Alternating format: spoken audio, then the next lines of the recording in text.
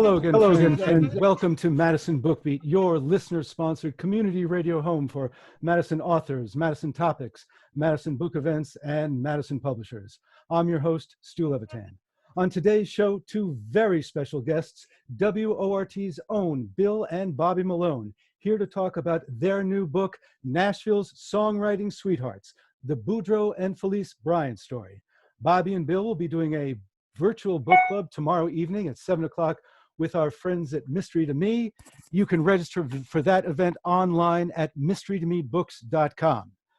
Diadorious Boudleaux Bryant was a classically trained violinist from southern Georgia who found he had more fun playing the fiddle in country and swing bands, even though it gave him a drinking problem. Mathilda Genevieve Scaduto was a feisty poetry-writing teenager working 3 jobs in her native Milwaukee. Their chance encounter at the Schroeder Hotel on Valentine's Day 1945 was something straight out of a romantic comedy. Over the next 40 years, they would write some of the biggest songs in country and pop music and pretty much invent the job of independent full-time songwriter in Nashville. Songs like Bye Bye Love, Wake Up Little Susie, All I Have to Do Is Dream, Love Hurts, Rocky Top, just some of the 6,000 songs they wrote. About 900 have been recorded, selling more than 350 million copies worldwide, and inspiring not just other songwriters, but performers who would change the course of music history. There's no one more qualified to write the Bryant's biography than the Malones. Bill C. Malone, as he is known in this context, is the foremost historian of country music, with 2 Grammy nominations for liner notes, a Guggenheim Fellowship, and a 2008 Lifetime Achievement Award from the American Music Society to his credit. He has published more than half a dozen books about country music and Southern culture, most notably Country Music USA, which started as his doctoral dissertation at the University of Texas and became the definitive text on the subject, with a completely revised edition for its 50th anniversary. His other books include Southern Music, American Music, Don't Get Above Your Raisin, Country Music and the Southern Working Class, and Singing Cowboys and Music Mountaineers, Southern Culture and the Roots of Country Music. And of course, he was the only talking head historian in Ken Burns's 16-hour documentary on country music. Not bad for someone who started their professional career teaching at UW-Whitewater before moving to Tulane University in New Orleans, which is where he met Barbara S. Bobbie Sontheimer of the San Antonio Sontheimers. Her doctoral dissertation was also published as Rabbi Max Heller, Reformer Zionist Southerner, 1860 to 1929. There being few jobs in the Deep South teaching Jewish American history, Bobbie taught elementary school for a while before becoming director of the Office of School Services at the Wisconsin Historical Society, writing and editing books for our state's classrooms. That is what brought the Malones to Madison in 1995 and where she worked until 2011. After retiring because of Scott Walker, Bobbie wrote the award-winning Lois Lenski, Storycatcher, about her favorite children's author and illustrator, and Striding Lines, the unique story quilts of Rumi O'Brien, about the Madison-based Japanese-American quilter. Music is how Bill and Bobbie met, and it is still an important part of their lives, performing once a week at the Common Ground Coffee Shop in Middleton. Well, they will be resuming that once we are allowed out of our homes. And of course, for the past 24 years, Bill has been the host of Back to the Country, which you can hear right here on WORT every Wednesday from 9 to noon. It is an honor to share a radio station with Bill and Bobbie Malone, and a real pleasure to welcome them to Madison Bookbeat. Well, thank you, Stu. I think we're going to take you on as our press agent or our publicity director. Well, Thanks for that wonderful spiel. Well, it was all true, as someone would say. It had the added advantage of being true. So musically inclined country boy from Georgia and an exotic Sicilian girl with a high verbal skills from Milwaukee meet cute and fall in love. 21 years and 1 day after their marriage, a musically inclined country boy from East Texas and an exotic Jewish girl with high verbal skills from San Antonio meet cute and fall in love. How strong are the parallels between their story and yours? Pretty strong, pretty strong. It's funny that they, you know, that they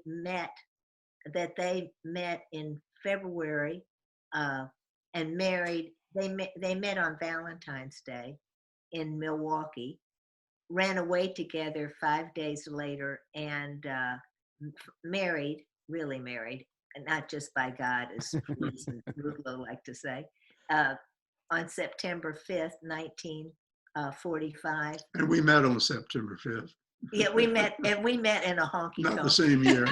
in New Orleans on September 5th, 1976. So where I, you know, where Bill was the musician and I was just with one of his colleagues from Tulane out to hear this friend of his and his band. So I had a band at the time called the Hill Country Ramblers. Doesn't seem like a fitting name for New Orleans. There were no hills there, but my former wife had named the band in honor of the Hill Country of Texas. Well, it seemed to have worked out pretty well for both of you. yeah. Let's talk about the Bryant story. Long before he was a songwriter, Boudleaux had quite a career as a musician. He's a violinist with the Atlantic Philharmonic at 17, and at 18, he's playing fiddle with Uncle Ned and the Texas Wranglers and Hank Penny's Radio Cowboys. Bill, give us a sketch of Boudleaux's early life and his time as a roving musician from the late 30s right up to early February 1945.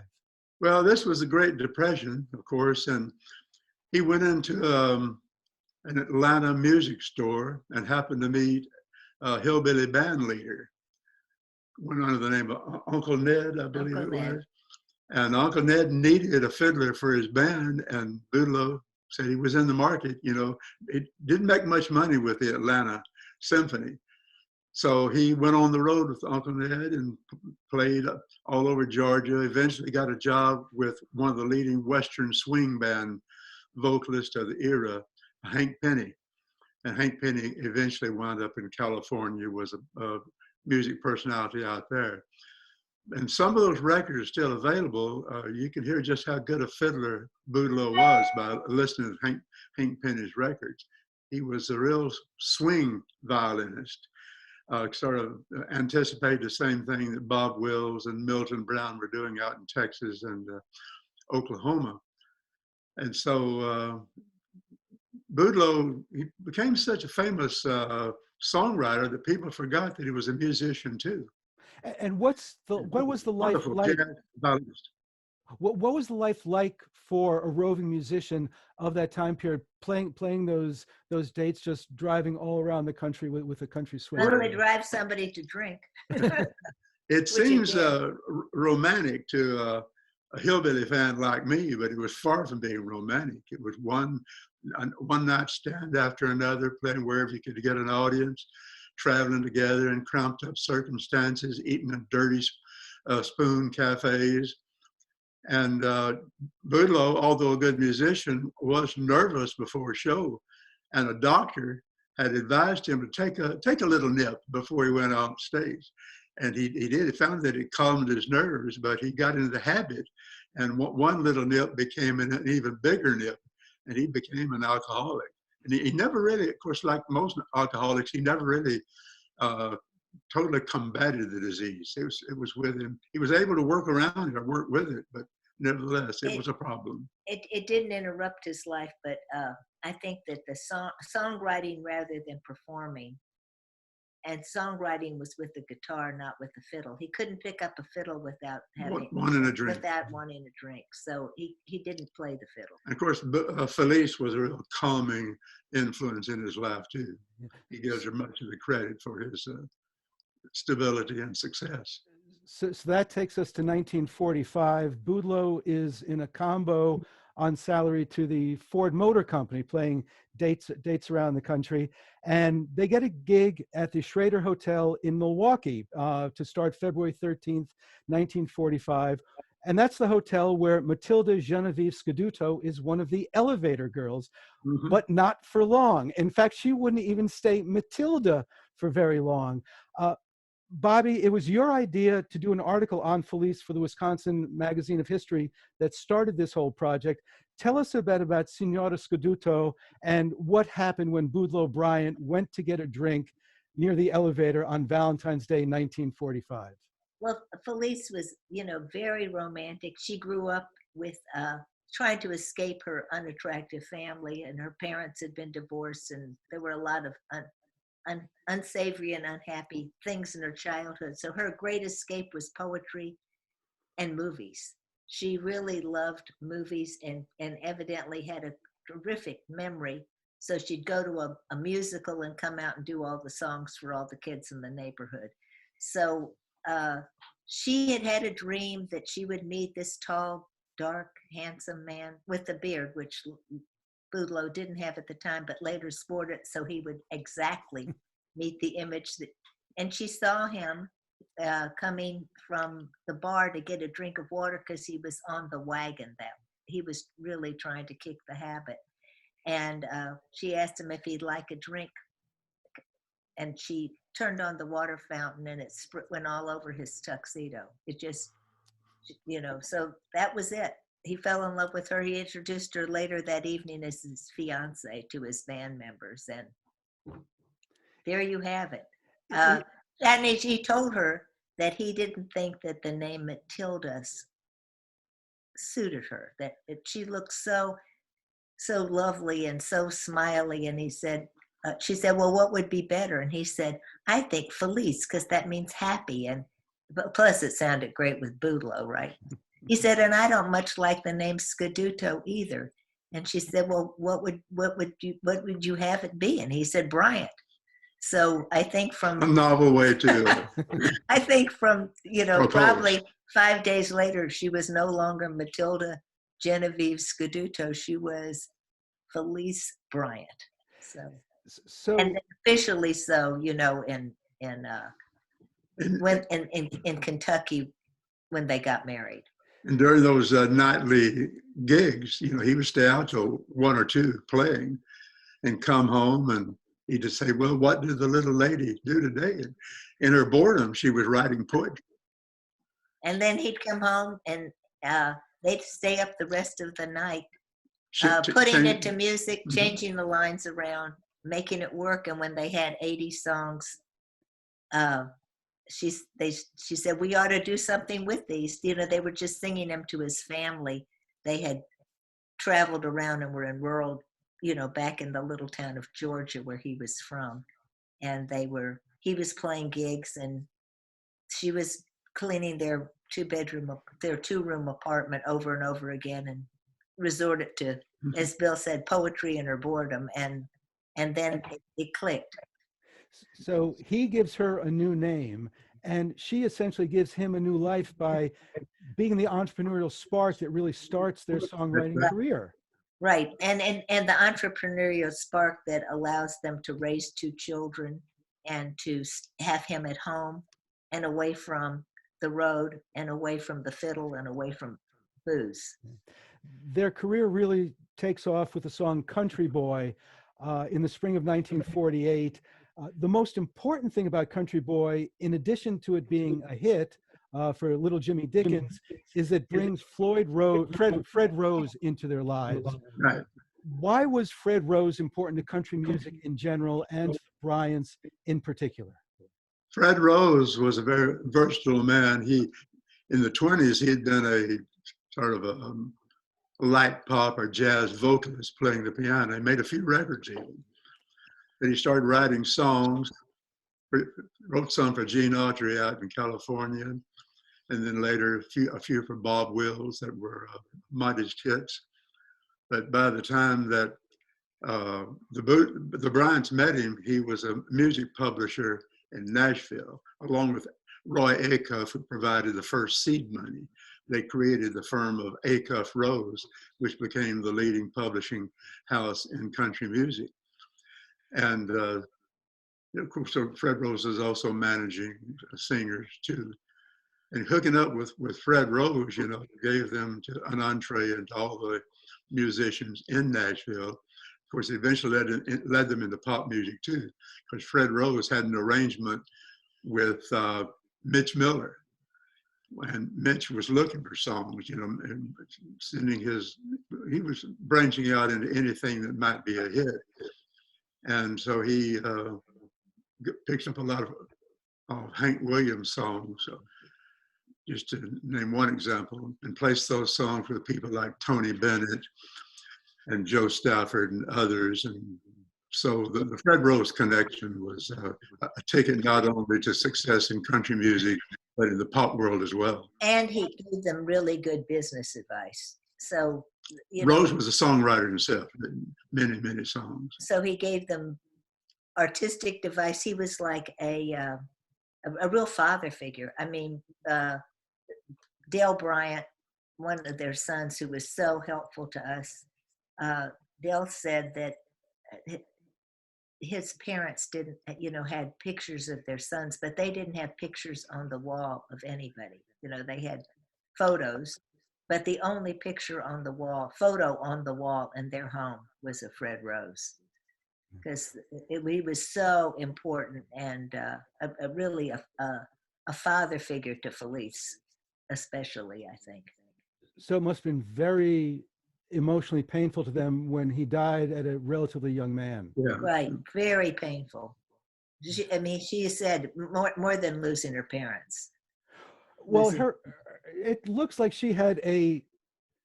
her mother and her mother-in-law both had a terrible relationship with her. I mean, these women are horrid to her. Yeah. She was a real independent spirit. They were horrid to her, but that did not. I think she, defied them by becoming. She was Felice, and she was going to do it her way, and but it wasn't without pain. And I think that some people are motivated by the pain of their past to overcome all of that and have a success in a totally different way and create a whole different persona, which she did. Now, there's a period before they moved to Nashville where they're actually performing as a duo, including at radio station WBAY in Green Bay, Wisconsin. How good were they, and how fulfilling was that for Felice? I think we didn't talk to her older sister who was still alive, but Dell made some tapes, some recordings that the family had done with her, interviews. And she said Felice was always, like Boudleaux, had a lot of anxiety, about performance anxiety. I mean, that's what drove Boudleaux to a nip. And I don't think that she really enjoyed that. I think she enjoyed making music, and that she would have loved to write for Broadway. In fact, when they died, they were creating they had retired from Nashville to try their hand at show tunes. She really had, but she was a good singer, but I don't know that she would have ever been very commercial. But they seem to have had a very popular team there at WBAY. They were fine, but they weren't exceptional. I mean, we've heard their demo tapes, and they sound good, but they don't sound compelling. Well, this matter of her wanting to write show tunes puts a whole new light on that Frank Loesser episode, where Frank Loesser, in 1954, the great songwriter Frank Loesser, an Academy Award, Pulitzer Prize, 2 Tonys. I mean, this is the man who wrote Guys and the music and the lyrics for Guys and Dolls. Mm-hmm. He tries to bring them to New York, and they turn him down because Fred Rose warns them that Boudleaux will not survive in the big city. Was that the correct decision on their part?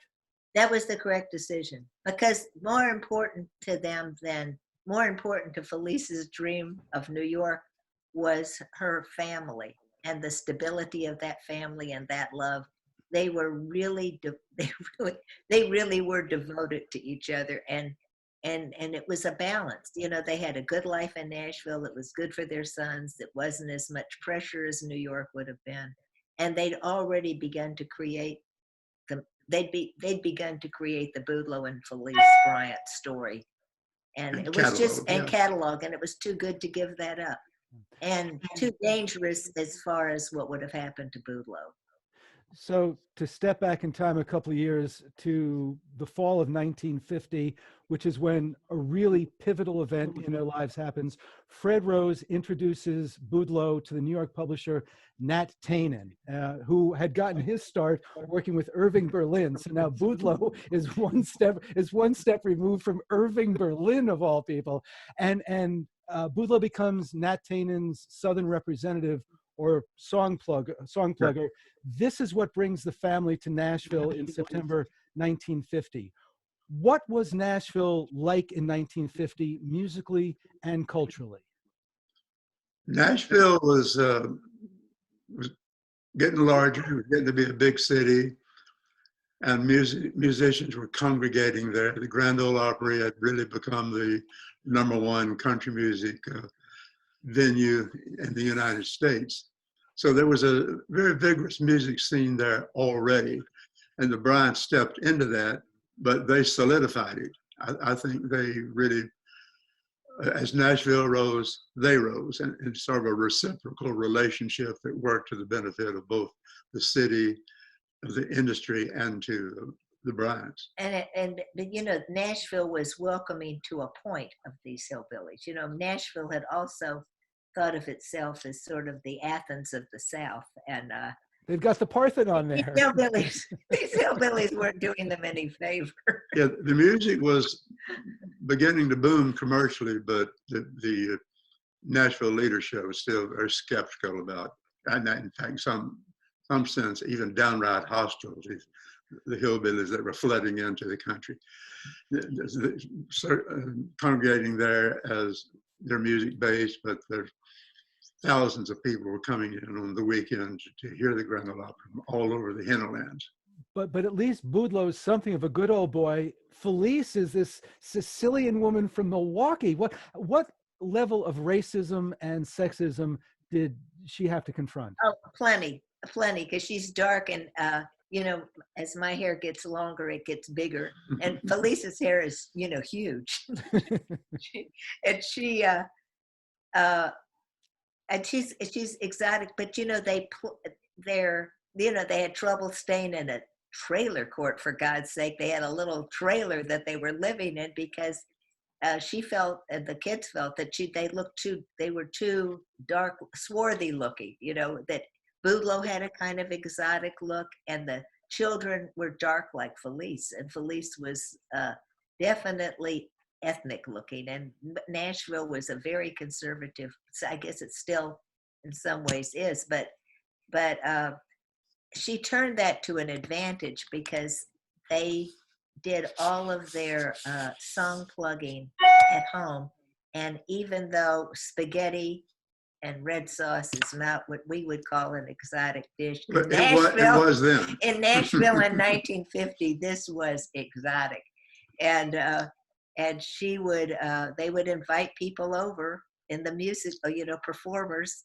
They kept their music at home, mainly because they couldn't afford a babysitter anyway, or any place, an office. Of course, Boudleaux was already known to most of the musicians in Nashville. He was particularly known to Chet Atkins, and Chet invited him down to the Grand Ole Opry, and the Bryants would go down just about every Saturday night.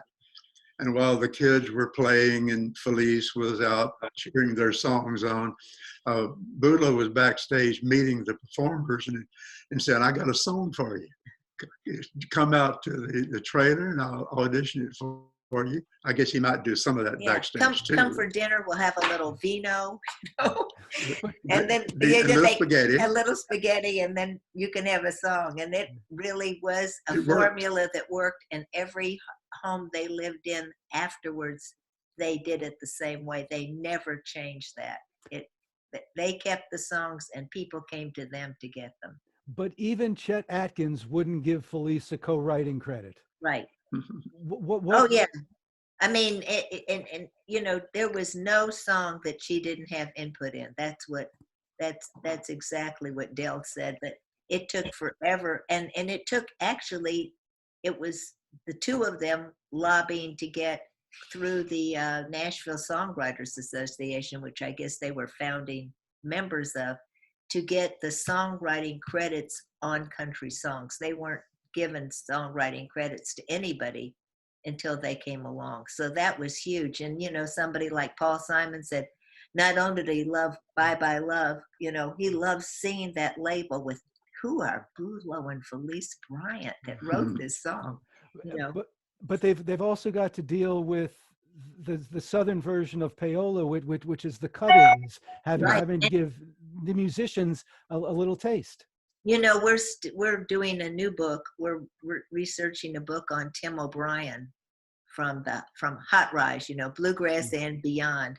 And we were interviewing one of his co-writers of songs, who said that is still an issue. Cut-ins have never disappeared, but the Bryants got to be big enough where they could say, forget it. So early 50s is really the heyday of hillbilly music radio. The live music era has faded. We are not yet into that era of automated, standardized playlists. Individual disc jockeys can program their own music. Bill, this is the stuff you're listening to as a teenager, right? Now, who are some of the disc jockeys that Boudleaux is dealing with as he's plugging these songs for Nat Tainen, and what are those relationships like? I guess the most famous, ultimately, and the most important in their life was Ralph Emery, because Emery became a dominant personality in both radio and TV in the 50s. And so they created a relationship with him soon after they arrived in the city. Let's see. But they had relationships with disc jockeys all over the Southeast. Tom Perriman, who was instrumental in Elvis's rise, he came to Nashville at the end of that period. But Boudleaux and Felice really cultivated the disc jockeys. They visited them. They did small favors for them. They toured and went from station to station, carrying their records with them. They were involved in every aspect of the music business. They wrote the songs, they plugged them, they got them recorded. Then they went to the studio sometime to see that the song, especially Boudleaux, was recorded correctly. And then they hit the road in many cases, counting the songs. I guess the most famous example of that was the song Hey Joe, which was recorded by Frankie Lane as well as Carl Smith. But they traveled up the Atlantic seaboard, going from anytime they saw a radio tower, they made a beeline for it. And they visited with the disc jockey, and they had a few copies along, you know.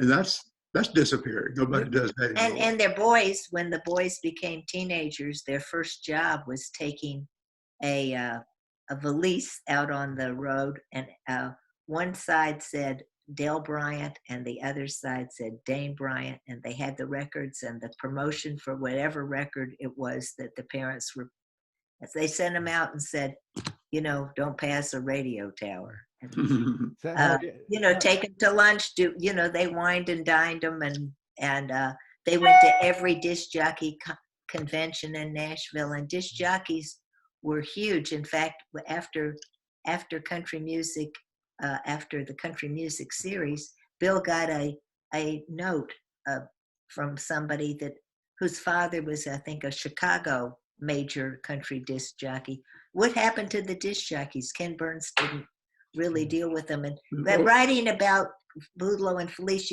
we got into the back country. You know, what makes a record happen? It's not just the performers. There needs to be a history of the disc jockeys. I don't think there's ever been a good one written.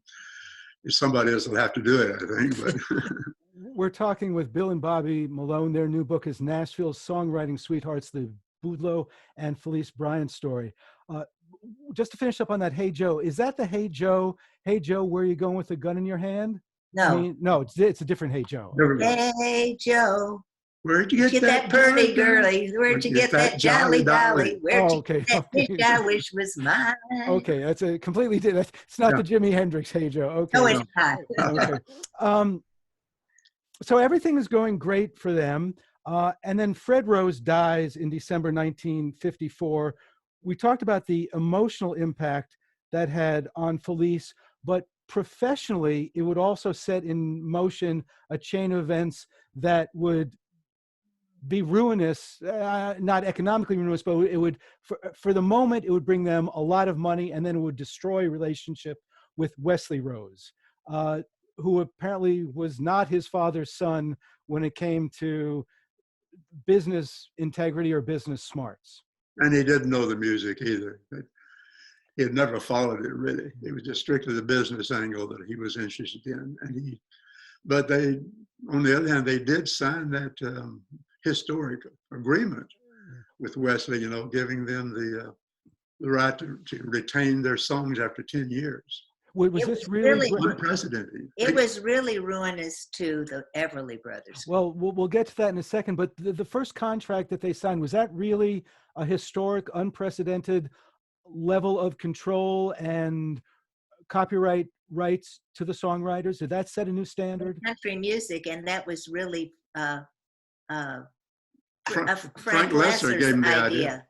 When he tried to lure them to New York, in those conversations, they learned that they could demand that, and they did, and they kept with Wesley even when they were unhappy with him after the Everly Brothers incident, and they kept to the 10-year agreement, but then they wanted those copyrights, and then they founded the House of Bryant, and they had control of everything. But you know, it was a very painful parting. So we get to early 1957 and the really big bang that not just for their careers, but for a couple of giants of rock and roll. And ironically, a barber is involved, just like Felice's father had been a barber, because Boudleaux gets his hair cut by Ike Everly, who's got these two sons, Don and Phil, who are pretty good singers, who have already impressed Chet Atkins. Don has just turned 20. Phil is 18. It's March 1st, 1957, and they are about to record a song that Boudleaux has written. It is the first of 31 songs by the Bryants that the brothers will record. It's called Bye Bye Love. How did that song come to be written, and why had 30 acts already passed on it? Boudleaux claimed that he wrote it for a country music team named Johnny and Jack. Johnny was the husband of Kitty Wells, just as an aside. But they had already decided what songs they were going to record for their next session, so they turned it down. And how many people turned it down altogether? I think 30. But the thing is that Boudleaux, they were driving in the car, and you know, it was the windshield wipers keeping time. You know? They were driving out to the house they were having built on Old Hickory Lake. And Boudleaux said, I've got a, you know, what do you think about this, Felice? Of course, the boys are a part of it was the team. They were always there. They were always there. And they're riding in the car, so it's probably a weekend. And Boudleaux said, you know, he sings the chorus to Bye Bye Love, and he said, what do you, he said, this is a hit. This is a hit. And Felice said, well, if you say so. And then they work on it. By the time they get home, they refine it. And, you know, they're ready to go. And then they keep trying to convince these different acts to record it, but nobody wants it. And you know, the Everlys would have, you know, they said they would have recorded anything, you know, it was the $75. They were desperate for something. And the first take the first takes weren't satisfying, and they were fooling around in a break. And Don Everly did a little riff. Little Bo Diddley riff on the guitar. And Boudleaux said, let's put that on the front of this song. And then the song was a hit. And then like for Wake Up Little Susie and other subsequent songs. After that, they started writing deliberately for the Everlys. Bye Bye Love was for anybody who would take it. But they wrote Wake Up Little Susie strictly for the Everlys and everything that came after. Was that on Bye Bye Love? Was that little Bo Diddley lick? You think why it got as high as number 5 on the rhythm and blues Part charts? of it. I mean, it's number 1 on the country charts, number 2 on the pop charts, and number 5 on rhythm and blues. That's a pretty impressive trifecta for a bunch of teenagers, a couple of teenagers. I think that must have been a factor. It's very and that gave it that just the oomph it needed, and from then on the Bryants wrote, but they wrote, I think Boudleaux had said in an interview that they wrote at least 20 songs to every song that the Everlys took. So think about that, the ones that got away, the ones that didn't get recorded. Can you overstate the importance of what Bye Bye Love meant in the development of early rock and roll and the other performers and songwriters whom it inspired? Well, we tell that story, and of course, Paul Simon tells it in his autobiography too. He was a teenager trying to build a duet career with his friend Art Garfunkel, and he heard Bye Bye Love on the radio, and he found that the record was available in his favorite record store. He had to take something like two or three changes, buses and subways to get to this record store. He bought Bye Bye Love, brought it back home, started played it over and over, and finally scratched it. He got back on the bus. We're back across town, got another copy of Bye Bye Love. And he and Art had already tried to start singing together. And when they heard the Everlys, he said they started doing everything exactly like they did and standing with their noses practically touching so they could try to get the harmony and the Everly Brothers pronunciation so exact they never were able to do it. Graham Nash said he and a friend were walking at a teenage dance. They heard that they were going across the dance floor to flirt with some girls on the other side of this gym, and they heard the song. They stopped in their tracks, and that was that. And Sir Tim Rice said, he remembered hearing it as a young man, and he couldn't get over it.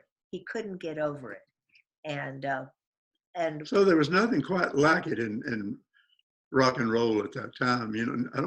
Very few people were singing harmony. There may be other examples that you may know more about, but I think the Everlys showed it was possible to do these songs and do them in precise brother harmony, like the tradition they'd grown up with. I think it also inspired a couple of lads from Liverpool around that same time. Just a couple. Yeah. Now the next. There's a fabulous documentary made in Great Britain called Heavenly Harmonies. Harmonies, was it that Heavenly Harmonies or Harmonies from Heaven? I can't think. It's been on public television. And all of these people giving testimonial to the Bryants and it's about the Everlys, but how that it was much bigger in British music, which they took from Nashville and then sent back, via the Beatles. But and all of the British acts that just several of them noted that, of course, when you bought the record and you heard the music, you also saw the names of Boudleaux and Felice Bryant. Now, the next song they write for the Everlys is "Wake Up Little Susie." It seems that Felice had a real direct role in the lyrics of this. Yeah, Boudleaux was an earlier riser, and he'd already gotten up and started messing with that song, and she heard it, and she said she jumped out of bed and ran downstairs, and she thought it was a little risque.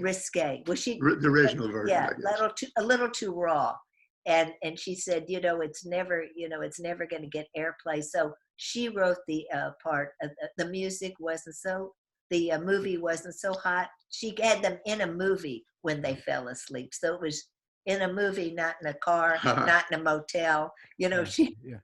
And then they heard that it got banned Boston, and if it did, that just helped make it a big made it a big hit.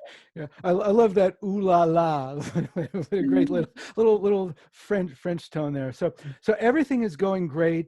And then Don and Phil decide they don't want Wesley Rose to manage them anymore.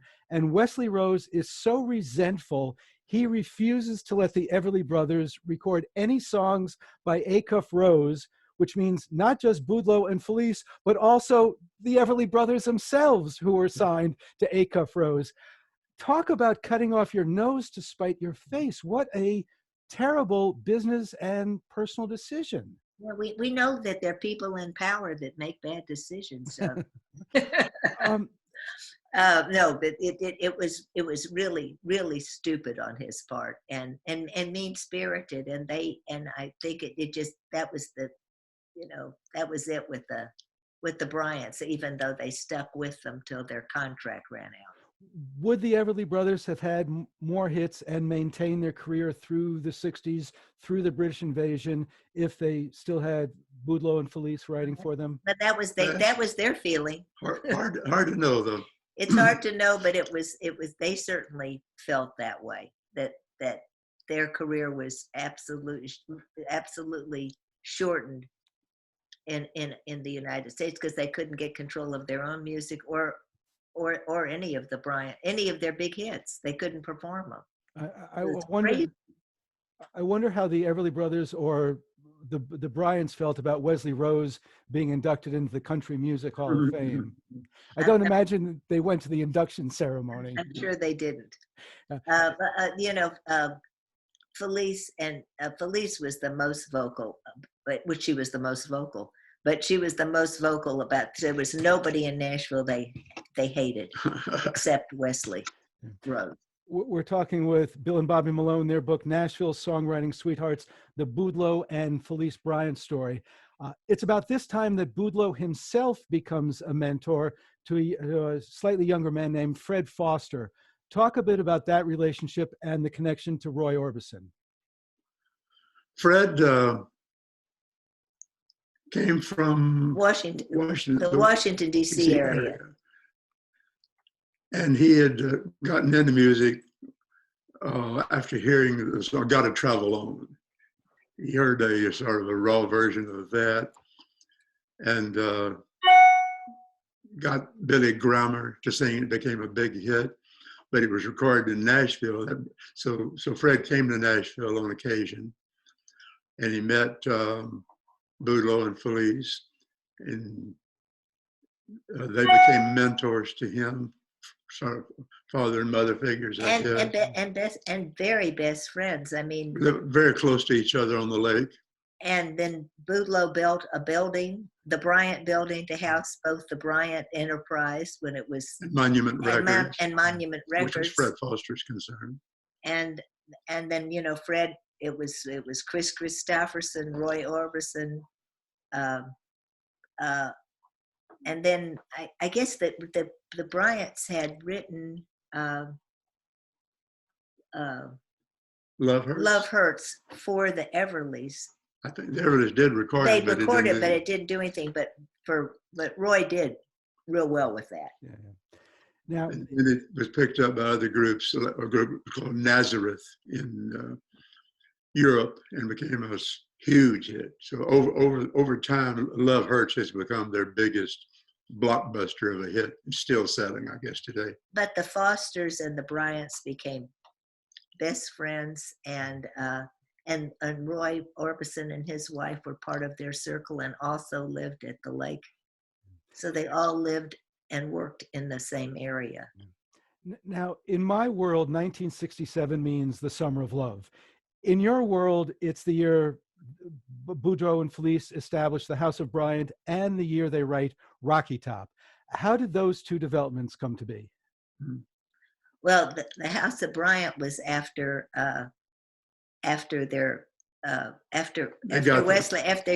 they got their copyright back, they founded their own company, House of Bryant, and then they went to oh gosh, Bill, you'll have to think of whose name. Archie Campbell. Archie Campbell was a country music personality and comedian, and he gave shows in Gatlinburg, Tennessee. And the Bryants were already going to Gatlinburg on vacations. It was one of their favorite places in the world. But Archie Campbell had been asked to, or either his idea, it or may have been his idea, but he wanted to create an album of songs about growing older. And Felice and Boudleaux said they'd come up to Gatlinburg. There were a lot of older people that would, come up to Archie Campbell's shows, busloads of them.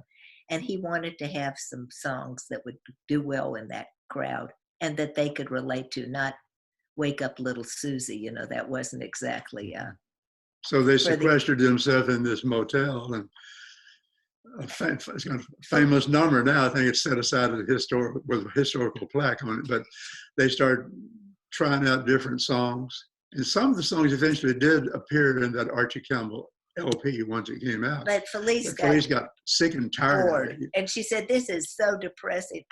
Boudleaux, let's just stop. He said, let's write the songs that Archie wants, and then we'll do some fun things. And she said, no, I can't stand one more, the dog has died and the kids are gone.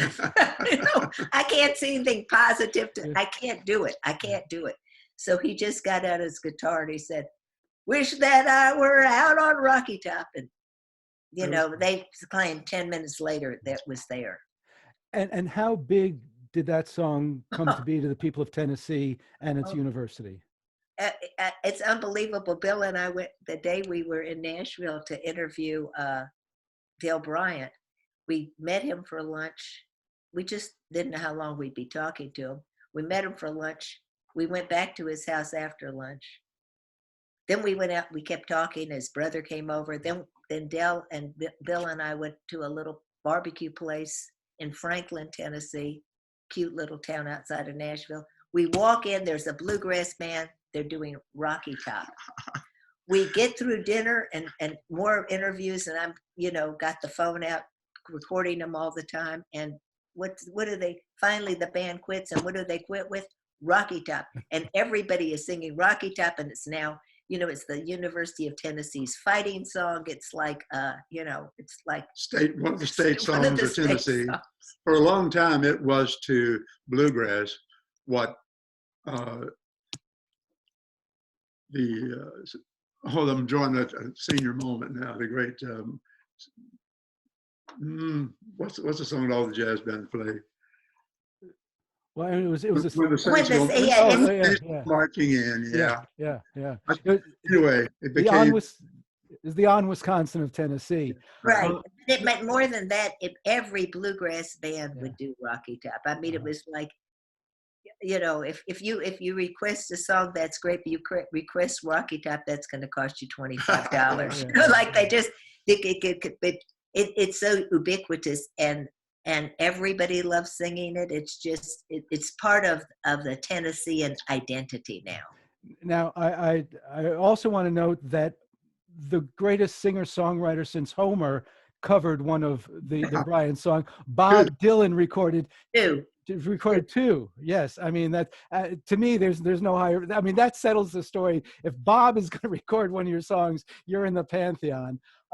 Johnny Cash threw a party for Bob Dylan out at his lake home when Bob was in for a Nashville recording session, and they invited Boudleaux to be one of the guests. And he sang "Take Me As I Am" or "Let Me Go," and Take a Message to Mary. Right, yeah. And that was a Felice. That was a Felice song. We've got just about 2 minutes left. It's clear that Boudleaux was the dominant partner creatively and musically, but would he have been as successful on his own without Felice? He couldn't have done it. It was wouldn't have had a career, I don't think. He wouldn't have had a career, and it was a beautiful codependency relationship. I mean, she inspired him. She, he was, she started a lot of the song ideas. No, undoubtedly, and he was always the polisher and finisher, but she was the entrepreneurial force in that family, And She kept him writing. She always had something going when he came home from a business meeting or from work. and They started working. Take a message to Mary, came along as she was vacuuming the house, so she was a definite inspiration in many ways, and kept the perspiration part going too. She was as motivated as he was to make it, much more motivated actually. And what is their legacy? Oh, I mean, look at all the songwriters that are making a living in Nashville. I mean, and Nashville itself being Music City, USA. And then songs that's circulating around the world. And their songs are still circulating. I think their sons claim they're making more from residuals than any year that their parents recorded, even their big years. So not bad. Not bad. And we are just about out of time. My thanks to Bobbie Malone and Bill C. Malone. Again, the book is Nashville's Songwriting Sweethearts, the Boudleaux and Felice Bryant story. I actually had to tell my computer to accept the word Boudleaux in the dictionary, so it didn't keep We had trouble with that too. Yeah. Don't forget, there is a virtual book club tomorrow evening at 7 o'clock. You can find out more about that at mysterytomebooks.com. Next week on Madison Book Beat, a conversation with Rob Zaleski about his book, Ed Garvey Unvarnished. Until then, on behalf of engineer Liz Stottleman, News and Public Affairs Director Shali Pittman, and everybody here at Madison Book Beat, I'm Stu Levitan. Thank you for listening. And now, as Ben Sidran plays us out with Little Sherry, please stay tuned for Alex Wilding White and All Around Jazz. You are listening to WORT 89.9 FM Madison, listener-sponsored community radio. Thank you.